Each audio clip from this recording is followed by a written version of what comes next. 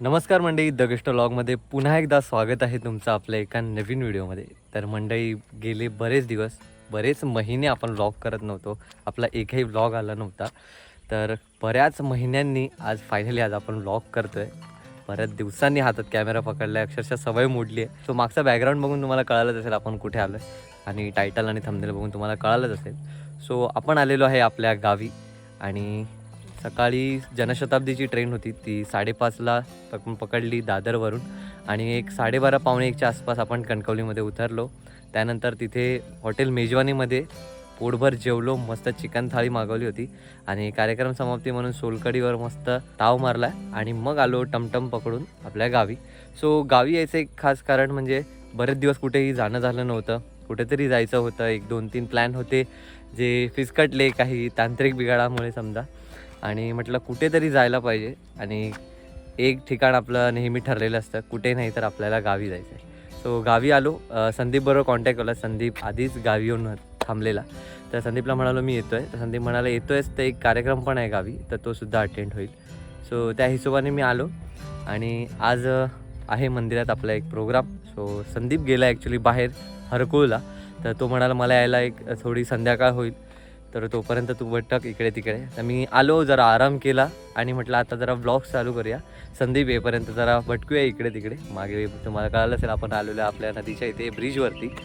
So तो आला की आपण जाणार आहोत रात्री मंदिरात, जो काय कार्यक्रम आहे तो बघणार आहोत. सो आता मी आलो, बऱ्याच दिवसांनी महिन्यांनी आलो आहे गावी. बरेच दिवस झाले यायचं आहे म्हणतो, पण काही ठरत नव्हतं. फायनली आज आलेलो आहे, आणि गावी 10 दिवस झाले पाऊस पडतोय, थोडा थोडा सुरुवात झालेली आहे. आणि हे बघा मागे दिसतंय थोडंसं रान असं आलेलं आहे. आता संध्याकाळचे वाजलेले आहेत 6. मी थोडासा आराम वगैरे केला, आणि म्हटलं थोडा सनसेट वगैरे येईल तेव्हा आपण जाऊया, थोड्याशा लाईट जरा कमी होईल तेव्हा, कारण दुपारचं भयंकर ऊन आहे गावी. मुंबईसुद्धा आहे, पण गावी जरा जास्तच ऊन लागतं. तर म्हटलं जरा ऊन कमी झाल्यावर जाऊया. तर थोडं इथे भटकत होतो, आणि म्हटलं तुमच्याशी जरा गप्पा मारूया. बरेच महिने आपण काही गप्पा मारल्या नव्हत्या. तर हे बघा असे बारीक बारीक असं हे हिरवंगार थोडंसं झालेलं आहे वातावरण.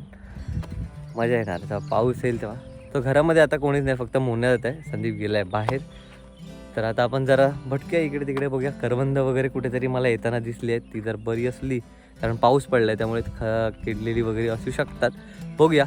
एकदम शांत आहे वातावरण, पक्ष्यांचा आवाज येतो बघा मागे.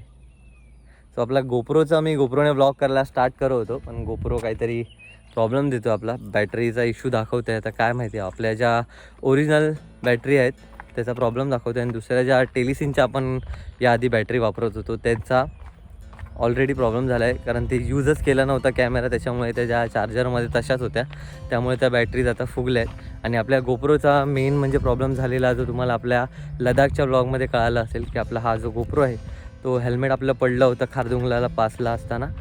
सो त्याचा डिस्प्ले जो गेला आहे तो अजून रिपेअर केला नाही, फ्रंट डिस्प्लेवरच चालवत होतो. आणि त्यानंतर लास्ट ब्लॉग मला वाटतं मी आपला जो ट्रेकिंगचा होता तोच होता. त्याच्यानंतर गोप्रो हा असाच पडून होता, आणि आता चालू करायला गेलो होतं, चालूच होत नाहीत, दगा दिला आपल्याला. सो आता मुंबईला जेव्हा जाऊ आपण तेव्हा ह्याचं पहिलं काम करायचं आहे, आणि मोटो ब्लॉगवरती जरा लक्ष दिलं पाहिजे आपल्याला. सो लवकरच एक मोटो ब्लॉग येईल आपला, बघूया. सध्या गरमी चालू आहे, त्यामुळे एक प्लॅन बनवलेला मी अभिषेकने वगैरे, पण काही कारणास्तव कॅन्सल झाला. असो, मुंबईला गेल्यावर बघूया, ह्या गोप्रोचं कामसुद्धा करूया, आणि मग एक कुठेतरी छोटीशी राईडसुद्धा करूया. तर आता आपण जरा भटकतो आहे इथेच घराच्या आजूबाजूला. हे मागे इथून दिसतंय ते आहे आपलं घर. थोडंसं ह्याच्यामधून असं दिसतंय कौलारू ते बघ. सो आजूबाजूला इथे आहे तर करवंदाची झाड दिसते, बघूया. हे बघा इथे बरेचसे करवंद लागलेले आहेत, अजून बरेचसे कच्चेसुद्धा आहेत, काही पिकेसुद्धा आहेत. हे बघा इथे वरती इकडे तर पूर्ण झाड आहे करवंदाची. ही बघा, तो टेस्ट करून बघूया आपण. आधी हा गोप्रो घरी ठेवला पाहिजे होता, ह्याचं काही कामच नाही, फुकटचा आता आपल्याला नाचवायला लागणार हा. असो, हे टेस्ट करून बघूया आपण. हा लाल लाल चालेल, लाल हे लाल, क्या बात है, चांगला आहे.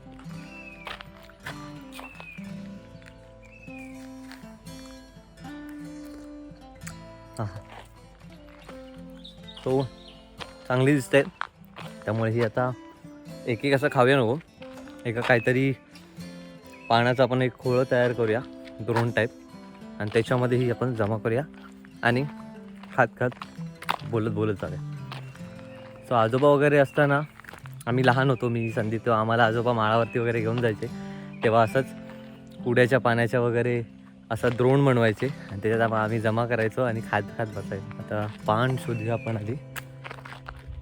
कुड्याचं पान मिळताना मुश्किल आहे. तो म्हणजे हे आहे आपलं घर आणि म्हणे आता सो पहिला घरी आलो, म्हटलं हा गोप्रो काय कामाचा नाही, तो पहिला आधी घरी नेऊन ठेवूया आतमध्ये आणि बघूया पुढे वाडीत जरा फिरूया आपण. संदीप येईपर्यंत आपल्याला काही काम नाही, तो या गोप्रोला ठेवून देऊया आपण इकडे आणि जाऊया बाहेर. तर मंडळी ही आहे चांदवडाचं झाड आहे, यामध्ये आपण फणसाची भाजी वगैरे खाल्ली होती. सो आपण आता ह्याचं एक द्रोण टाईप बनवूया आणि ह्याच्यात ती करवंद जमा करूया.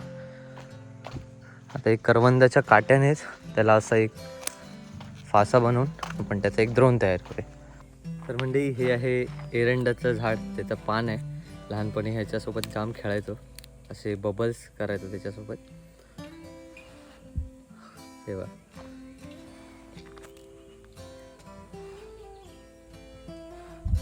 असं काय गावी आलं की लहानपणीच्या आठवणी एकदम ताज्या होतात. लहानपणीच्या काय काम नसायचे तेव्हा हे सगळे असे असे बबल्स येते. असं कोणी कोणी केलं आहे हे नक्की मला कमेंट सेक्शनमध्ये कळवा. आणि त्या चांदवड्याच्या पाण्याचं पहिलं आपण द्रोण करूया. हे दिसलं तुम्हाला म्हणून दाखवलं. हे बघा, हे एरंडाचे पानं असतात त्याचे आपण ते आता फुगे म्हणून, आणि हे चांदवड्याच्या पानाचं खोळ तयार करूया द्रोण, आणि ह्याच्यात जमा केलेली करवंद हळूहळू खात खात आपण जरा सनसेट एन्जॉय करूया.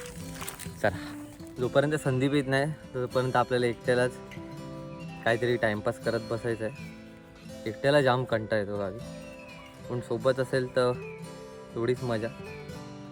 आता हे काम ना धंदे करत बसूया काय ना काय. हे बघ, असं ह्याला असा काटा लावला आहे आणि इथं झालं आहे एक द्रोण तयार. आता ह्याच्यात आपण करवंद जमा करूया. चला. तर म्हणजे बऱ्यापैकी करवंद जमा झाली आहेत. अजून मिळाली असती तर आपला संध्याकाळच्या नाश्त्याचा एकदम झोल झाला असता. गावी आले की हे एक बरं असतं, कधी कोण उपाशी नाही राहणार. सो थोडेफार मिळालेत, बरेच आहेत, अजून बरेच आहेत, पण ते आपल्या हाताला लागत नाहीत कारण खाली असे पूर्ण हे आहे. त्यामुळे एवढं काय अडचणीत जाऊन खायची गरज नाही आपल्याला. एवढे बरं झाले, पुढे जर मिळाले तर ठीक. तर आता हे खाऊया, मस्त सनसेट होतो तिथे, आणि जाऊया नदीच्या इथे परत आणि हळूहळू खाऊया. तर बघा, इथे बरीचशी करवंद आहेत जी अजून हिरवीच आहे. सो या हिरव्या करवंदाचा पण बराच उपयोग होतो, जसं की लोणचं बनवू शकतो आपण याचा, किंवा कढीसुद्धा एक नंबर अप्रतिम अशी कढी बनते याच्या करवंदांची. जर कोणी कोणी खाल्ली असेल तर त्यांनी नक्की कमेंट सेक्शनमध्ये कळवा. स्वतः हा घेऊन जाऊया ब्रिजच्या इथे आणि याचा आस्वाद घेऊया या कोकणी रानमेव्याचा. चला तर म्हणजे बऱ्यापैकी करवंद मिळाले, जाम गोड आहेत. आहा, आजच आलो आपण आणि आल्या आल्या आपल्याला करवंद मिळाले.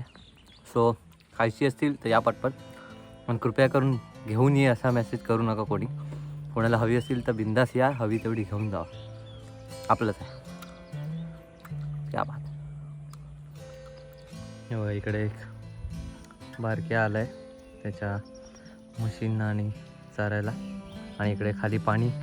या साईडला पाण्याची लेवल कमी आहे, म्हणजे दरवर्षी उन्हाळ्यात इथे सगळं भाई आरामात पाण्यात मागे येते. सो हे बघा, इथे उन्हाळ्यात पाणी जरासं कमी असतं. या साईडला 12 महिने वाहत असतं. या साईडचा जो आहे ते इथे पूर्ण सुकलं आहे, आणि त्या साईडला एक कमरेभर तरी पाणी असेल आता. पण त्या व्ह्यू आहे बघा, सनसेट होतो आहे. हळूया रे हळूया. तर तिकडे तो पाणी पियायला त्यांना घेऊन गेलेला. आता मला नाही लज असतं ब्रिजच्या या पलीकडे यायला लागते, कारण त्याने तो इकडे घेऊन आला त्यांना. काय व्ह्यू आहे ना मागे यार, जबरदस्त. गावी सारखं सारखं यायचं हेच कारण आहे. कधी या, कोणत्याही महिन्यात या, नेचर एकदम, निसर्ग बघा ना, काय ढग बघा काय वाटतंय, क्या बात आहे.